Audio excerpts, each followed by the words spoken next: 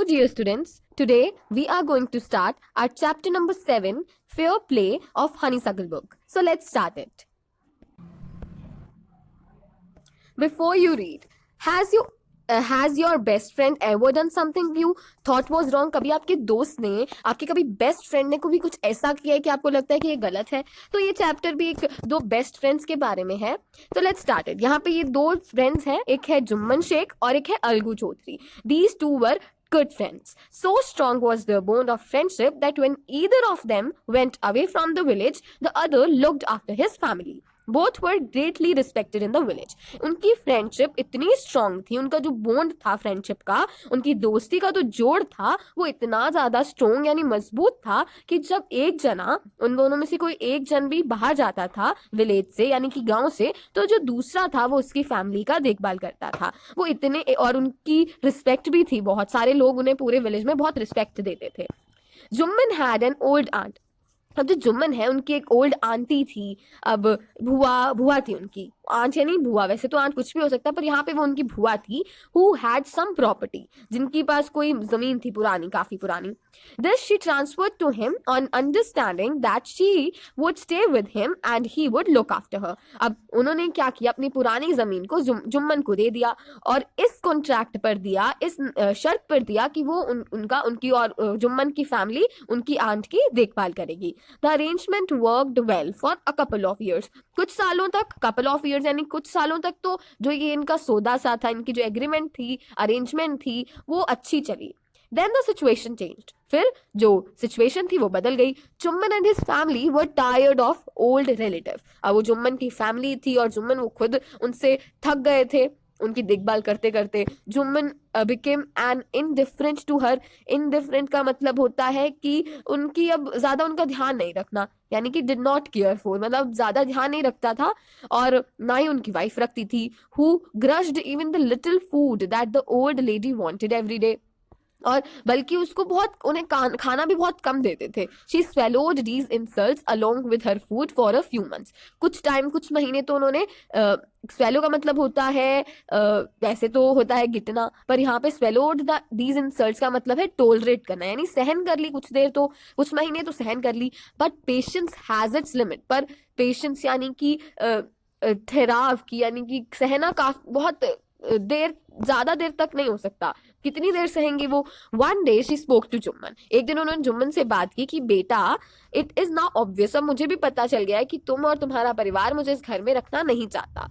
Kindly give me a monthly allowance so that I can set up a separate kitchen. तो अब मुझे थोड़े थोड़े पैसे दे दो हर महीने, ताकि मैं अपनी अलग से किचन को मेंटेन कर सकूं, थोड़ी सी अपनी अलग रसोई बना सकूं, उसमें अपना अलग से खाना बना सकूं. My wife knows best how to run the house. Be patient, said Jumman shamelessly. वो बिल्कुल बेशर्मी से जुम्मन ने उन्हें कहा कि आप शांत रहिए, मेरी वाइफ को यानी मेरी पत्नी को पता है, ज्यादा पता है कि घर को कैसे चलाना है. This made his aunt very angry. अब जो उनकी आंट थी वो तो बहुत गुस्से में आ गई, तो उन्होंने सोचा कि ये वो विलेज की पंचायत के पास लेकर जाएंगे अपना case. For many days the old lady was seen talking to villagers, explaining her case and seeking their support. अब काफी दिनों तक जो ओल्ड लेडी थी यानी कि जुम्मन की जो आंट थी, वो विलेजर्स के अंदर घूमती रही, उनसे बात करती रही, उन्हें अपनी केस के बारे में बताती रही, ताकि वो उनसे सपोर्ट यानी उनकी सहानुभूति ले सके, उनका सहारा ले सके. Some sympathized with her, others laughed at her, and a few others advised her to make it up with her nephew and his wife. अब वो कुछ लोगों ने तो उन्हें सहानुभूति दी. सिम्फेथाइज का मतलब होता है सहानुभूति देना, और अदर्स लाइफ यानी कुछ तो हंसे, और कुछ लोगों ने एडवाइस दी उन्हें कि आप अपने भतीजे और अपनी उसकी वाइफ के साथ बना कर रखो. At last she came to Algu Chaudhary. अब अलगू चौधरी जो कि जुम्मन का बहुत अच्छा दोस्त था, उसके पास पहुंची और उससे बात की. तो उसने बोला कि जुम्मन कहता कि अलगू बोलता कि जुम्मन तो मेरा बहुत अच्छा दोस्त है, आप तो जानती हैं चाची, तो मैं उसके अगेंस्ट कैसे जा सकता हूँ. तो अलगू ने ये सब कहा. But is it's right my son to keep mum and not say what you consider just and fair. तो फिर वो जो आंट है वो बोलती है कि क्या तुम्हें नहीं लगता कि ये गलत है चुप रहना. मम यानी कि साइलेंट और क्वाइट रहना, ठीक है, और ये गलत नहीं है कि हम चुपचाप बैठ के गलत चीज को देखते रहें, सही ना करें उसके लिए. Come to the panchayat and speak the truth. अब जो आंट है वो बोलती है कि तुम पंचायत में आओ और सच बोलो। अलगू कोई जवाब नहीं देता, पर जो आंट थी, ओल्ड आंट थी, उनके जो वर्ड्स थे वो उसकी कानों में अभी भी गूंज रहे थे, रिंग कर रहे थे, नहीं बज रहे थे। अब सेकंड पार्ट क्या कहता है, panchayat was held the same evening, उसी शाम जिस दिन अम्मा जो है, चाची जो है यानी कि ओल्ड आंट है, जब वो अलगू चौधरी से मिलकर आई थी, उसी शाम एक बनियान यानी बरगद के ट्री के नीचे पंचायत होती है, पंचायत इकट्ठी होती है। चुम्बन खड़ा होता है और कहता है, the voice of the panch is the voice of God, let my aunt nominate the head panch, I will abide by her decision. तो बोलती है कि वो जुम्मन है वो खड़ा होता है कि जो पंच की वॉइस है वो गॉड की वॉइस यानी भगवान की आवाज के बराबर है, तो मेरी चाची जिससे नॉमिनेट करेंगी यानी कि सजेस्ट करेंगी कि कौन बन सकता है पंच का हेड, मैं उसके डिसीजन को अबाइड यानी एक्सेप्ट यानी मंजूर करूंगा। The panch knows neither friend nor enemy, What do you say to Algu Chaudhary? The old lady announced. अब ओल्ड लेडी क्या है यानी कि चाची जो है उसकी जुम्मन की, वो खड़ी होकर कहती हैं कि जो पंच होता है ना ही उसका कोई दोस्त होता है ना ही उसका कोई दुश्मन होता है, तो फिर क्यों ना हम अलगू चौधरी को ही बना दें। अब fine, replied Jumman hiding his joy over this unexpected piece of luck. अब जो जुम्मन है वो बहुत खुश हो जाता है, अपनी खुशी को छुपाते हुए बोलते हैं कि हाँ ठीक है, मुझे क्या प्रॉब्लम है, क्योंकि वो तो उसका दोस्त होता है तो वो खुश हो जाता है कि ये तो मेरे पक्ष ही लेगा। चाची, you are aware of my friendship with Jumman. Algu कहता है कि तो आप चाची, आपको तो पता है कि मेरी और जुम्मन की फ्रेंडशिप कितनी अच्छी है। I know that, replied the aunt, but I also know that you will not kill your conscience for the sake of friendship. God lives in the heart of Punch, and his voice is the voice of God. And the old lady explained her case. वो कहती है, चाची बोलती है, जो old lady होती है वो बोलती है कि मुझे पता है तुम्हारी फ्रेंडशिप के बारे में, पर मुझे ये भी पता है कि जो तुम है अपनी कंसाइंस को, अपने अंदर की विचारों को नहीं मारोगे अपनी फ्रेंडशिप के लिए। और जो गॉड होता है, पंच के तो दिल में भगवान बसता है और उसकी जो वॉइस है, उसकी आवाज गॉड की आवाज के बराबर होती है। और फिर ओल्ड लेडी जो है चाची अपना केस एक्सप्लेन करती है। जुम्मन सेड अलगू, अब जो अलगू है जुम्मन को कहता है, you and I R old friends. Your aunt is as dear to me as you. Now I am a punch, you are and your aunt are equal before me. What have you to say in your defense? तो फिर बोलता है कि तुम मेरे बहुत पुराने दोस्त हो, तुम्हारी जो आंट है वो उतनी ही मुझे प्यारी है जितनी तुम्हें प्यारी है। अब मैं पंच हूं तो इसलिए मेरे लिए तुम और तुम्हारी आंट इक्वल है, बराबर है। अब तुम अपने डिफेंस में क्या कहना चाहोगे, अब तुम अपने बचाव में क्या कहना चाहोगे। तो जुम्मन कहता है कि 3 साल पहले मेरी आंट ने उनकी प्रॉपर्टी मुझे ट्रांसफर कर दी थी और मैंने उन्हें प्रॉमिस किया था कि जब तक वो जिंदा है तब तक मैं उनका ध्यान रखूंगा, उनको सपोर्ट करूंगा। I have done all I could, और मैंने सब कुछ किया जो मैं कर सकता था। अब कुछ टाइम से लड़ाई हो रही है मेरी वाइफ और इनके बीच में और मैं उसको रोक नहीं सकता। और अब मेरी आंट मुझे कह रही है कि मैं उन्हें मंथली अलाउंस दूं, यानी मंथली मैं उन्हें खर्च करने के लिए पैसे दूं, और ये मेरे लिए पॉसिबल नहीं है, मेरी बस की बात नहीं है। बस मैं इतना ही कहना चाहूंगा। फिर Jumman was close examined bye Algu and others. अब अलगू और बाकी लोग उसको जुम्मन से बहुत सारे क्वेश्चंस पूछते हैं। फिर अलगू अनाउंस करता है सबके बीच में, you have gone into the matter we have gone into the matter carefully. In our opinion Jumman must pay his aunt a monthly allowance or else the property goes back to her. तो फिर बोलते हैं कि हमारे opinion में हम सबने matter को, सारे मुद्दे को अच्छे से समझा परखा, तो हमारे हिसाब से जुम्मन को अपनी आंट को मंथली अलाउंस देनी चाहिए, मतलब हर महीने के लिए खर्चने के लिए पैसे देने चाहिए, या फिर उनकी प्रॉपर्टी उनको वापस चली जाएगी, यानी जुम्मन उस प्रॉपर्टी को यूज नहीं कर पाएगा। Now the two friends were seldom seen together. Seldom यानी रेयरली यानी कि बहुत कम, बहुत ही मतलब बहुत कम मिलना, रियली यानी बहुत ही कम। ठीक है, तो वो दोनों दोस्त, अब अलगू और जुम्मन बहुत कम मिलते थे। अब उनकी जो फ्रेंडशिप थी वो भी टूट चुकी थी, बल्कि इतना हो गया था कि अब जुम्मन जो है अपने अलगू को अपना एनिमी यानी दुश्मन मानता था एंड वांटेड हिज रिवेंज, और उससे रिवेंज यानी बदला लेना चाहता था। Days pass and ill luck would have it, Algu found himself in a tight spot. अब दिन बीतते गए, अब जो अलगू है वो बहुत ही बुरी स्थिति में आ गया, यानी कि बहुत डिफिकल्ट सिचुएशन यानी बुरी स्थिति में आ गया। उसकी जो फाइनेंशियल कंडीशन थी वो भी खराब हो गई। उसकी जो 2 बुलोक्स यानी 2 बैल थी, वो उसमें से एक तो मर गया और दूसरा उसने समझू साहू को बेच दिया। द अंडरस्टैंडिंग वॉज दैट, अब उनके बीच में ये बात हुई थी कि साहू जो है बुल्लोक यानी कि बैल को खरीदने के 1 महीने के अंदर अंदर पैसे भर देगा। अब हुआ क्या कि जो साहू को बैल बेचा गया था वो भी मर गया। सेवरल मंथ्स, बहुत महीने बीते और अलगू ने फिर साहू को याद दिलाया कि तुम्हें अभी तक मेरे पैसे पे नहीं किए। साहू बहुत गुस्सा हो गया, एनॉयड यानी गुस्सा हो गया, नाराज हो गया। कहते कि मैं तुम्हें 1 कौड़ी भी नहीं दूंगा उस खराब से बैल के लिए जो तुमने मुझे बेचा है। He bought us nothing but रूइन, वो मेरे लिए कुछ भी नहीं लाया, उसने मुझे कोई फायदा नहीं करवाया बल्कि बर्बादी ही लाया वो मेरे लिए। आई हैव अ बुलॉक, मेरे पास एक बैल है, तुम उसे 1 महीने के लिए यूज करो और फिर बाद में मुझे रिटर्न कर देना, और तुम्हारे मरे हुए बैल के लिए तुम्हें कुछ भी नहीं दूंगा। अलगू ने सोचा कि अब वो पंचायत लेकर जाएगा केस को। For a second time in a few months preparation for holding the panchayat were made. अब दूसरी बार अब प्रिपरेशन होने लगी, पंचायत बनी दोबारा। And both the parties started meeting people seeking their support. अब फिर दोनों जो पार्टी थे, दोनों लोग साहू और अलगू अपनी अपनी सपोर्ट के लिए अपने लिए लोग इकट्ठा करने लगे अपनी सपोर्ट के अंदर। The panchayat was held under the old banyan tree. अब उसी बरगद के ट्री के नीचे, उसी बरगद के पेड़ के नीचे दोबारा पंचायत हुई। अलगू स्टूड अप, अलगू खड़ा हुआ, उसने कहा the voice of panch is the voice of God, let Sahu nominate the head panch, I will abide by his decision. तो फिर वो खड़ा होता है कि जो वॉइस है, पंच की जो वॉइस है वो गॉड की वॉइस होती है, और मैं साहू को कहता हूं कि वो नॉमिनेट करे, और जो वो बंदा नॉमिनेट करेगा हेड पंच के लिए, मैं उसकी एक्सेप्ट करूंगा उसका decision. Sahu saw his chance and proposed the name of Jumman. अब साहू ने उसने फायदा उठाया, अच्छा उसको मौका मिला, अपने मौके का फायदा उठाया, उसने जुम्मन को नॉमिनेट कर दिया, कह दिया कि जुम्मन हेड पंच बनेगा।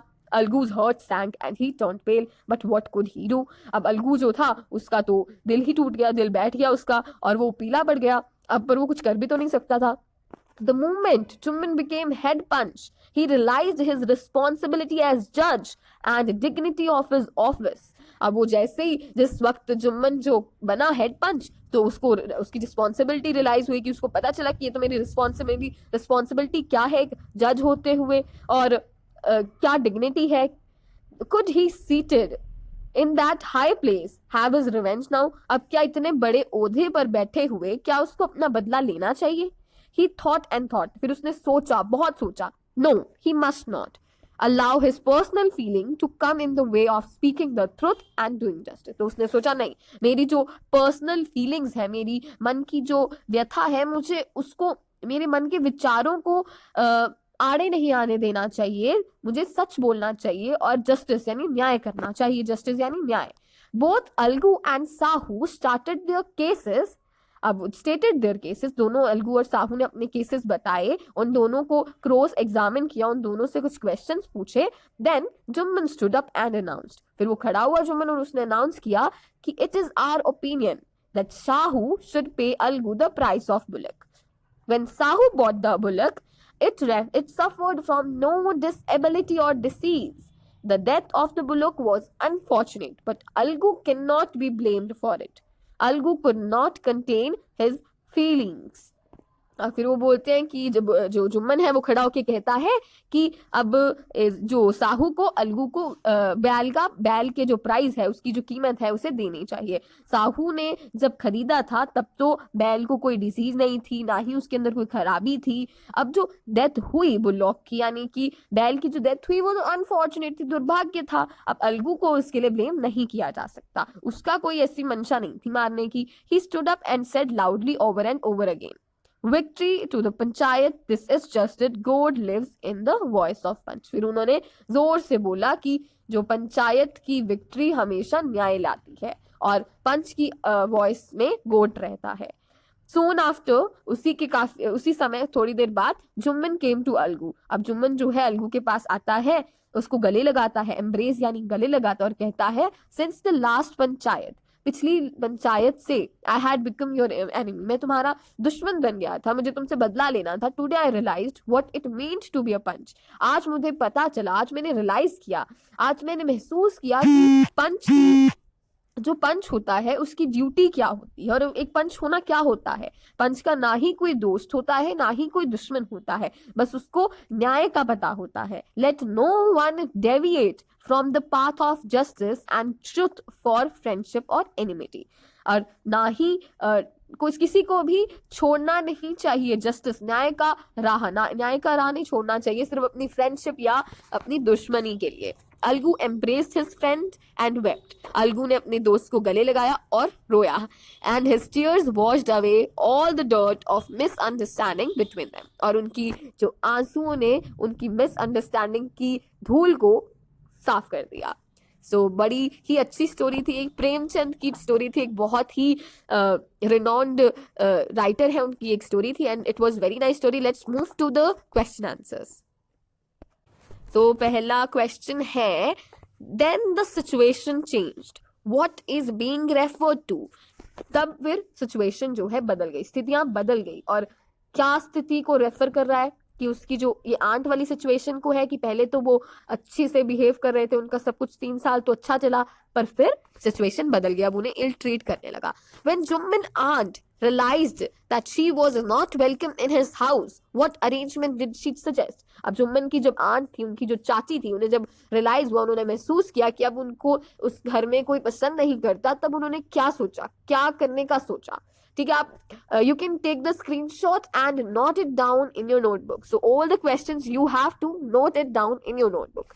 Okay, moving to the third question, what was villagers reaction when aunt explained her case to them. अब विलेजर्स का क्या रिएक्शन था जब वो ओल्ड आंट ने जुम्मन की ओल्ड आंट ने जो अपना केस को, अपनी स्थिति को, अपनी चीज को एक्सप्लेन किया सबको, तो सब कुछ ने तो उनको सहानुभूति दी, सिंपथाइज किया, कुछ हंसे उन पर, लाफ्ड, और कुछ ने उन्हें advice the. Why was Jumman happy over अलगू's nomination and head punch? Jumman क्यों खुश हुआ था जब अलगू को हेड पंच बनाया गया था? क्योंकि उसे लगा कि वो मेरा बेस्ट फ्रेंड है, वो तो मेरे ही पक्ष में डिसीजन लेगा, वो मेरे अगेंस्ट नहीं जाएगा। God lives in the heart of panch, the aunt said. What did she mean? God जो है, आंट ने जब ये कहा था कि जो गोड है हर्ट, पंच के हर्ट में, यानी कि पंच के दिल में भगवान बसता है, उसका क्या मतलब था? वो क्या, उसका मतलब था कि वो उस पंच की नजरों में सारे इक्वल होते हैं, ना ही उसका कोई दोस्त होता है, ना ही उसका कोई दुश्मन होता है। What was Algu's verdict as head punch? How did Jumman take it? अब अलगू का क्या डिसीजन था जब वो हेड पंच बना, और जुम्मन को कैसा लगा जब वो जजमेंट आई? ठीक है, उसके बाद कुछ कौन से क्वेश्चन पे थे? हाँ, 7th question, Algu found himself in a tight spot, what was his problem. Algu जो है वो टाइट मुश्किल में आ गया था, उसकी प्रॉब्लम क्या थी? तो वो सारी प्रॉब्लम एक्सप्लेन की है, note it down in your notebook. Moving to the 8th question, what was Algu?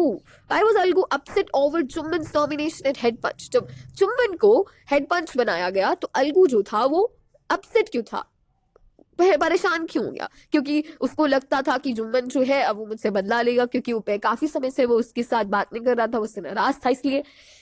9th question, what was जुम्मन's verdict as head punch? How did Algu take it? अब जैसे पहला एक क्वेश्चन आया था कि अलगू की क्या डिसीजन था और जुम्मन ने उसको कैसे लिया, और अब यहाँ बोल रहे हैं कि जुम्मन का क्या वर्डिक्ट था और अलगू ने उसे कैसे लिया।